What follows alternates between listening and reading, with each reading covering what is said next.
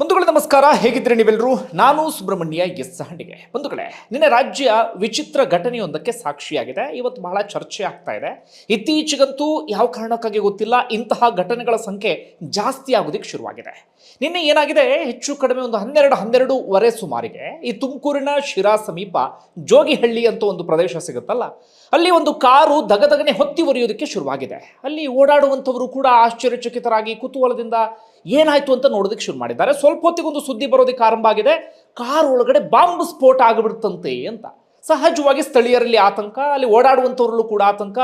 Bomb ಸ್ಫೋಟ ಆಗೋದು ಅಂದ್ರೆ ಸಾಮಾನ್ಯವಾದಂಥ ವಿಚಾರ ಅಲ್ಲ. ಅದಾದ ಬಳಿಕ ಇನ್ನೊಂದು ಸುದ್ದಿ ಬರುತ್ತೆ, ಆ ಬಾಂಬ್ ಸ್ಫೋಟ ಆದಂಥ ಕಾರಣಕ್ಕಾಗಿ ಓರ್ವ ವ್ಯಕ್ತಿ ಸಜೀವ ದಹನ ಆಗಿದ್ದಾನೆ. ಹುಡುಗಿಯೊಬ್ಬಳು ಜಸ್ಟ್ ಮಿಸ್ ಆಗಿದ್ದಾಳೆ. ಹಾಗೆ ಯಾವುದೇ ತಪ್ಪು ಮಾಡಿದಂಥ ಆ ಕಾರ್ ಡ್ರೈವರ್ ಇದ್ನಲ್ಲ, ಆತನು ಕೂಡ ಸ್ವಲ್ಪದರಲ್ಲೇ ಪಾರಾಗಿದ್ದಾನೆ ಎನ್ನುವಂಥ ಸುದ್ದಿ ಬಂದು ಬಿಡುತ್ತೆ. ಆಗ ಜನರಿಗೆ ಇನ್ನಷ್ಟು ಕುತೂಹಲ ಜಾಸ್ತಿ ಆಗುತ್ತೆ. ಯಾಕೆ ಹುಡುಗಿ ಯಾಕಿದ್ಲು, ಆ ಕಾರ್ನಲ್ಲಿ ಒಳಗಡೆ ಇದ್ದಂಥ ಒಂದು ಸಜೀವ ದಹನ ಹೇಗಾದ, ಅವರೆಲ್ಲರೂ ಕೂಡ ಎಲ್ಲಿಗೆ ಹೋಗ್ತಾ ಇದ್ರು ಅಂತ. ಆ ನಂತರ ಆ ಘಟನೆಗೆ ಸಂಬಂಧಪಟ್ಟ ಹಾಗೆ ಕ್ಲಾರಿಟಿ ಸಿಕ್ಕಂಥ ವಿಚಾರ ಏನಪ್ಪಾ ಅಂದ್ರೆ, ಕಾರಿನ ಒಳಗಡೆ ಬಾಂಬ್ ಸ್ಫೋಟಿಸಿದ್ದು ಬೇರಾರೂ ಅಲ್ಲ, ಓರ್ವ ಭಗ್ನ ಪ್ರೇಮಿ. ಲವ್ ಬ್ರೇಕಪ್ ಆಯಿತು ಎನ್ನುವ ಕಾರಣಕ್ಕಾಗಿ ಯಾವ ಹುಡುಗಿಯನ್ನ ಪ್ರೀತಿಸ್ತಾ ಇದ್ನೋ ಆತ, ಆ ಹುಡುಗಿಯನ್ನೇ ಕಾರ್ನಲ್ಲಿ ಕರ್ಕೊಂಡು ಹೋಗಿ ಬಾಂಬನ್ನು ಸ್ಫೋಟಿಸಿ ಬಿಟ್ಟಿದ್ದಾನೆ. ಕಾರ್ ಕಂಪ್ಲೀಟ್ ಆಗಿ ಸುಟ್ಟು ಭಸ್ಮ ಆಗಿದೆ. ಆತನು ಕೂಡ ಸಜೀವ ದಹನ ಆಗಿದ್ದಾನೆ. ಹುಡುಗಿ ಹಾಗೆ ಕಾರ್ ಡ್ರೈವರ್ ಮಾತ್ರ ಸ್ವಲ್ಪದರಲ್ಲೇ ಬಚಾವ್ ಆಗಿದ್ದಾರೆ. ನೋಡಿ ಎಂತಹ ಘಟನೆ ಇದು ಅಂತ ಹೇಳಿ. ಏನಿದು ಅನ್ನುವಂಥ ವಿವರವನ್ನ ಗಮನಿಸ್ತಾ ಹೋಗೋಣ. ಬಂಧುಗಳೇ, ಆತನ ಹೆಸರು ನಾಗೇಂದ್ರ ಅಂತ. ಮೂಲತಃ ಉತ್ತರ ಕನ್ನಡದ ಅಂಕೋಲ ಭಾಗದವನು ಆತ ಡೆಲಿವರಿ ಬಾಯ್ ಆಗಿ ಕೆಲಸವನ್ನ ಮಾಡ್ತಾ ಇದ್ದ. ಜೊತೆಗೆ ಬೇರೆ ಏನೇನು ಕೆಲಸವನ್ನ ಮಾಡೋದಕ್ಕೆ ಸಾಧ್ಯ ಎಲ್ಲವನ್ನೂ ಕೂಡ ಆತ ಮಾಡಿಕೊಂಡು ತಕ್ಕ ಮಟ್ಟಿಗೆ ಆರಾಮಾಗಿದ್ದಂಥ ವ್ಯಕ್ತಿ. ಆಕೆಯ ಹೆಸರು ರಮ್ಯಾ ಅಂತ. ಆಕೆಯು ಕೂಡ ಮೂಲತಃ ಉತ್ತರ ಕನ್ನಡದ ಅಂಕೋಲದವಳು. ಇಬ್ಬರು ಕೂಡ ಅಕ್ಕಪಕ್ಕದ ಊರಿನವರು. ಆಕೆ ಬೆಂಗಳೂರಿನಲ್ಲಿ ಒಂದು ಖಾಸಗಿ ಆಸ್ಪತ್ರೆಯಲ್ಲಿ ಲ್ಯಾಬ್ ಟೆಕ್ನಿಷಿಯನ್ ಆಗಿ ಕೆಲಸವನ್ನ ಮಾಡ್ತಾ ಇದ್ದಂಥವಳು. ಇವರಿಬ್ಬರು ಕೂಡ ಅಂಕೋಲದ ಅಕ್ಕಪಕ್ಕದ ಊರಿನವರಾದಂಥ ಕಾರಣಕ್ಕಾಗಿ ಕಾಲೇಜಿಗೆ ಹೋಗುವಂಥ ಸಂದರ್ಭದಲ್ಲಿ ಪರಸ್ಪರ ಪ್ರೀತಿ ಮಾಡೋದಕ್ಕೆ ಶುರು ಮಾಡ್ಕೊಂಡಿದ್ದಾರೆ. ಆ ಪ್ರೀತಿಯ ವಿಚಾರ ಎರಡೂ ಮನೆಯಲ್ಲೂ ಕೂಡ ಗೊತ್ತಾಗಿದೆ. ಎರಡೂ ಮನೆಯಲ್ಲೂ ಕೂಡ ಆರಂಭದಲ್ಲಿ ಎಲ್ಲವೂ ಕೂಡ ಆರಾಮ್ ಎನ್ನುವ ರೀತಿಯಲ್ಲಿ ಇತ್ತು. ಈತನು ಕೂಡ ಹುಡುಗಿ ಮನೆಗೆ ಹೋಗಿ ಬರ್ತಾ ಇದ್ದಂತೆ, ಅವಳು ಕೂಡ ಹುಡುಗರ ಮನೆಗೆ ಹೋಗಿ ಬರ್ತಾ ಇದ್ಲಂತೆ. ಇಬ್ಬರು ಮನೆಯಲ್ಲೂ ಕೂಡ ಮದುವೆಗೆ ಸಂಬಂಧಪಟ್ಟ ಒಂದು ಹಂತಕ್ಕೆ ಮಾತುಕತೆಯೂ ಕೂಡ ಆಗಿ ಹೋಗಿತ್ತು. ಅದಾದ ಬಳಿಕ ಏನಾಗಿದೆ, ಅವರಿಬ್ಬರ ಕುಟುಂಬದಲ್ಲಿ ಜಾತಿ ವಿಚಾರ ಪ್ರಸ್ತಾಪ ಆಗಿದೆ. ಬೇರೆ ಬೇರೆ ಜಾತಿ ಎನ್ನುವಂಥ ಕಾರಣಕ್ಕಾಗಿ ಮದುವೆ ಮಾಡಿಕೊಡೋದಿಕ್ಕೆ ಒಪ್ಪಿಲ್ಲ. ಯಾವಾಗ ಇಂಥದ್ದೆಲ್ಲವೂ ಕೂಡ ಆಯಿತು, ಆ ಹುಡುಗಿ ಕೂಡ ಹುಡುಗನನ್ನ ಅವಾಯ್ಡ್ ಮಾಡೋದಕ್ಕೆ ಶುರು ಮಾಡಿದ್ದಾಳೆ. ಆದರೂ ಕೂಡ ಅವರಿಬ್ಬರು ಬೆಂಗಳೂರಿಗೆ ಬಂದ ಬಳಿಕವೂ ಕೂಡ ಹೆಚ್ಚು ಕಡಿಮೆ ಇದೆಲ್ಲವೂ ಕೂಡ ಶುರುವಾಗಿ 8 ವರ್ಷ ಆಗಿತ್ತು. ಬೆಂಗಳೂರಿಗೆ ಬಂದ ಬಳಿಕವೂ ಕೂಡ ಪರಸ್ಪರ ಸಂಪರ್ಕದಲ್ಲಿ ಇದ್ರು, ಆಗಾಗ ಭೇಟಿಯೂ ಕೂಡ ಆಗ್ತಾ ಇದ್ರು. ಆದರೆ ಇತ್ತೀಚಿನ ದಿನಗಳಲ್ಲಿ ಆ ಹುಡುಗಿಗೆ ಏನಾಯ್ತು ಏನೋ ಗೊತ್ತಿಲ್ಲ, ಹುಡುಗಿ ವಿಪರೀತವಾಗಿ ಈತನನ್ನ ಅವಾಯ್ಡ್ ಮಾಡೋದಕ್ಕೆ ಶುರು ಮಾಡ್ಕೊಂಡಿದ್ದಾಳೆ. ಈತನ ನಂಬರನ್ನು ಕೂಡ ಆಕೆ ಬ್ಲಾಕ್ ಮಾಡಿದ್ದಾಳೆ. ಜೊತೆಗೆ ಯಾವುದೇ ಕಾರಣಕ್ಕೂ ನನ್ನ ಭೇಟಿ ಆಗಬಾರದು ಎನ್ನುವಂಥ ನಿರ್ಬಂಧವನ್ನು ಕೂಡ ಆತೆ ವಿಧಿಸಿಬಿಟ್ಟಿದ್ದಾಳೆ. ಆದರೆ ಈತನಿಗೆ ಅದು ವಿಪರೀತ ತಲೆ ಕೆಡಿಸ್ಬಿಟ್ಟಿದೆ. 8 ವರ್ಷದ ಪ್ರೀತಿ ಅಲ್ವಾ, ಹೀಗಾಗಿ ನನ್ನ ಮದುವೆ ಆಗಲೇಬೇಕು ಅಂತ ಹೇಳಿ ಆತ ಒತ್ತಾಯ ಮಾಡೋದಕ್ಕೆ ಶುರು ಮಾಡ್ಕೊಂಡಿದ್ದಾನೆ.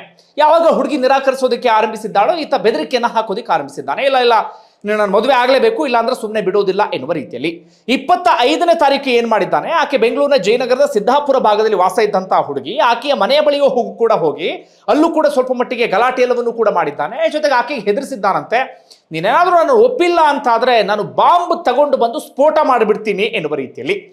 ಬಾಂಬ್ ಸ್ಫೋಟ ಅಂದಾಗ ಯಾರು ತಾನೇ ನಂಬ್ತಾರೆ ಹೇಳಿ? ಆ ಹುಡುಗಿನೂ ಕೂಡ ಅದನ್ನು ನಂಬಿಲ್ಲ, ಅದನ್ನು ಆಕೆ ಅಷ್ಟಾಗಿ ಸೀರಿಯಸ್ ಆಗಿಯೂ ಕೂಡ ತೆಗೆದುಕೊಂಡಿಲ್ಲ. ಆದರೆ ಈತ ಮಾತ್ರ ಆ ವಿಚಾರದಲ್ಲಿ ತೀರಾ ಗಂಭೀರವಾಗಿದ್ದ.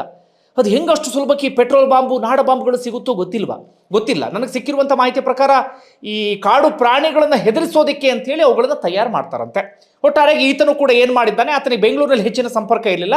ಹೀಗಾಗಿ ಸೀದಾ ತನ್ನ ಉತ್ತರ ಕನ್ನಡದ ಅಂಕೋಲಾಗೆ ಹೋಗಿದ್ದಾನೆ. ಅಲ್ಲಿ 3 ಪೆಟ್ರೋಲ್ ಬಾಂಬ್ಗಳನ್ನು ಇಲ್ಲಿಂದ ತಗೊಂಡು ಬಂದಿದ್ದಾನೆ. ಅದನ್ನ ಬ್ಯಾಗ್ನಲ್ಲಿ ತುಂಬಿಸಿಕೊಂಡು ಸೀದಾ ಬೆಂಗಳೂರಿಗೆ ಬಂದಿದ್ದಾನೆ. ನಿನ್ನೆ ಏನು ಮಾಡಿದ್ದಾನೆ ಅಂದ್ರೆ, ಆಕೆಯ ಮನೆಯ ಸಮೀಪಕ್ಕೆ ಹೋಗಿದ್ದಾನೆ. ಅಲ್ಲಿ ಸ್ವಲ್ಪ ಜಗಳ ಎಲ್ಲವನ್ನು ಕೂಡ ಮಾಡಿ ಫೋರ್ಸ್ ಮಾಡಿ, ನೀನು ಊರಿಗೆ ನನ್ನ ಜೊತೆಗೆ ಬರಲೇಬೇಕು ಅಂತ ಹೇಳಿ ಒಂದು ಕ್ಯಾಬನ್ನು ಬುಕ್ ಮಾಡಿ ಆಕೆಯನ್ನ ಬೆಳಿಗ್ಗೆ ಒಂದು 11 ಗಂಟೆಯ ಸುಮಾರಿಗೆ ಕಾರ್ನಲ್ಲಿ ಒತ್ತಾಯಪೂರ್ವಕವಾಗಿ ಕರ್ಕೊಂಡು ಬಂದಿದ್ದಾನೆ. ಆಕೆಯ ಸ್ನೇಹಿತೆಗೆ ಏನಾಗ್ಬಿಟ್ಟಿದೆ, ಮೊದಲೇ ಇವರಿಬ್ಬರ ನಡುವಿನ ಕಿರಿಕಿರಿ ಅವೆಲ್ಲವೂ ಕೂಡ ಗೊತ್ತಿತ್ತಲ್ಲ, ಜೊತೆಗೆ ಒತ್ತಾಯಪೂರ್ವಕವಾಗಿ ಕಾರ್ನಲ್ಲಿ ಎಳ್ಕೊಂಡು ಹೋದ ಕಾರಣಕ್ಕಾಗಿ ಆಕೆಗೆ ಭಯ ಶುರುವಾಗ್ಬಿಟ್ಟಿದೆ.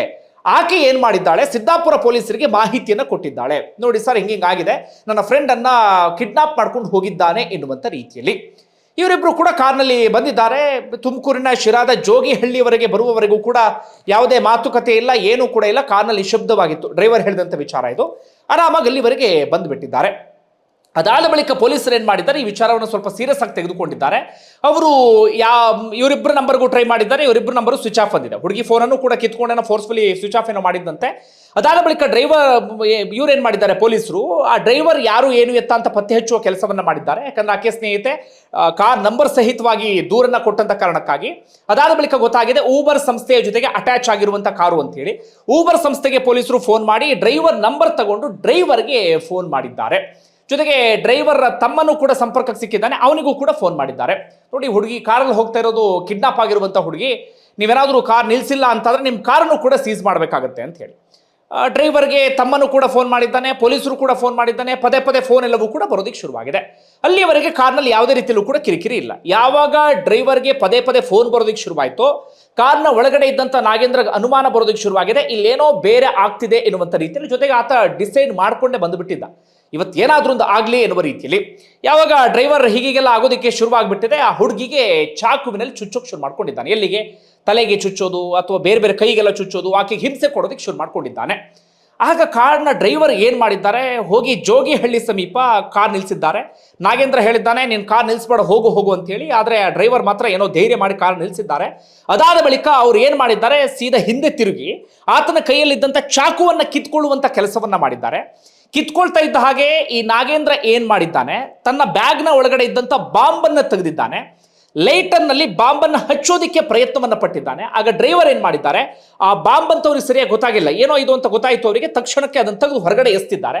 ಎಸಿತಾ ಇದ್ದ ಹಾಗೆ ಹುಡುಗಿ ಗೊತ್ತಾಗಿದೆ, ಹೌದು ಈತ ಸುಳ್ಳು ಹೇಳಿಲ್ಲ, ನಿಜವಾಗ್ಲೂ ಬಾಂಬನ್ನೇ ತಂದಿದ್ದಾನೆ ಎನ್ನುವಂಥ ರೀತಿಯಲ್ಲಿ. ಹುಡುಗಿ ಜೋರ ಕಿರ್ಚೋದಿಕ್ಕೆ ಶುರು ಮಾಡ್ಕೊಂಡಿದ್ದಾಳಂತೆ, ಅಣ್ಣ ಬಾಂಬ್ ಇದೆ, ಓಡಿ ಓಡಿ ಎನ್ನುವ ರೀತಿಯಲ್ಲಿ. ಇವರಿಬ್ಬರ ಡ್ರೈವರ್ ಮತ್ತೆ ಅವ್ರ ನಡುವೆ ಸ್ವಲ್ಪ ಕಿರಿಕಿರಿ ಆಗೋ ಸಂದರ್ಭದಲ್ಲಿ ಆ ಹುಡುಗಿ ಏನು ಮಾಡಿದ್ದಾಳೆ, ಕಾರಿಂದ ಇಳಿದು ಆಕೆ ಹೊರಗಡೆ ಓಡ್ ಹೋಗಿಬಿಟ್ಟಿದ್ದಾಳೆ.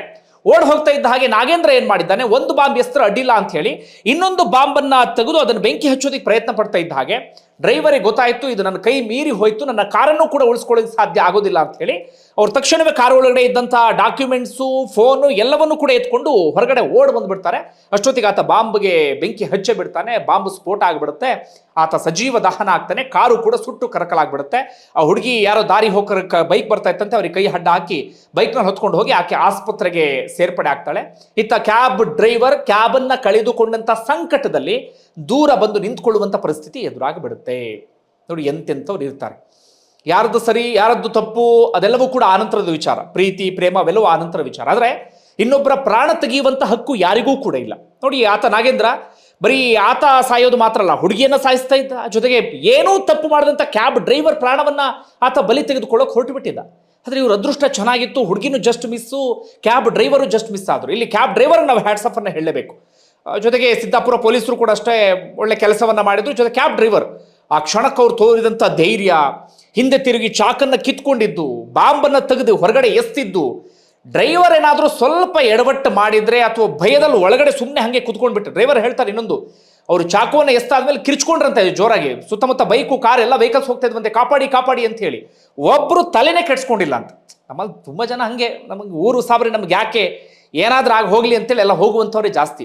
ಆದರೆ ಕ್ಯಾಬ್ ಡ್ರೈವರ್ ಮಾತ್ರ ಆ ಕ್ಷಣಕ್ಕೆ ಧೈರ್ಯವನ್ನು ತೋರಿಸಿ ಬಾಂಬನ್ನು ಎಸ್ತು ಚಾಕುವನ್ನು ಕಿತ್ಕೊಂಡು ಎಲ್ಲವನ್ನು ಮಾಡಿದಂಥ ಕಾರಣಕ್ಕೆ ಹುಡುಗಿ ಪ್ರಾಣ ಉಳಿಸೋದಕ್ಕಾಯ್ತು, ಸ್ವತಃ ಅವರ ಪ್ರಾಣವೂ ಕೂಡ ಉಳಿತು.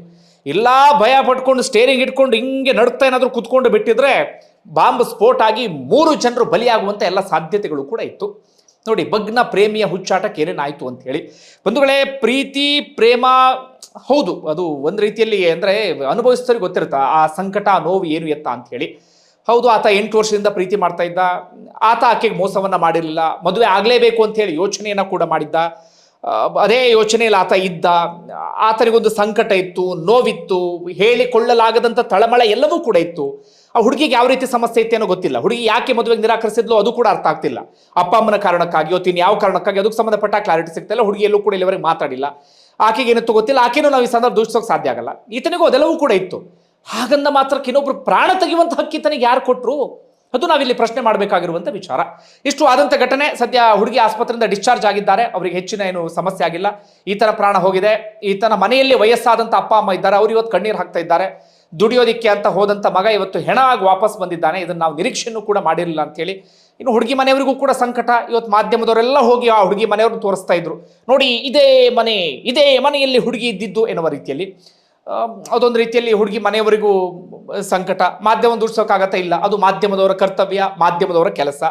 ಆದರೆ ಅವರವ್ರ ಸಂಕಟ, ಅವರವರ ನೋವು ಅವರಿಗೆ ಮಾತ್ರ ಇಲ್ಲಿ ಅರ್ಥ ಆಗುತ್ತೆ. ಇತ್ತ ಕ್ಯಾಬ್ ಡ್ರೈವರ್ ಪಾಪ ಏನೂ ಮಾಡದ ತಪ್ಪಿಗೆ ಇವತ್ತು ಕ್ಯಾಬನ್ನು ಕಳ್ಕೊಳ್ಳುವಂಥ ಪರಿಸ್ಥಿತಿ ಆಗಿದೆ. ಆತನಿಗೆ ದುಡಿಮೆಗೆ ಅಂತ ಇದ್ದ ಆಧಾರವೇ ಆ ಕ್ಯಾಬ್. ಇದು ಘಟನೆ. ಬಂಧುಗಳೇ, ಒಟ್ಟಾರೆ ಘಟನೆಗೆ ಸಂಬಂಧಪಟ್ಟಾಗ ನಿಮ್ಗೆ ಏನಿಸುತ್ತೆ ಕಮೆಂಟ್ ಬಾಕ್ಸಲ್ಲಿ ಮೆನ್ಷನ್ ಮಾಡಿ. ಧನ್ಯವಾದ.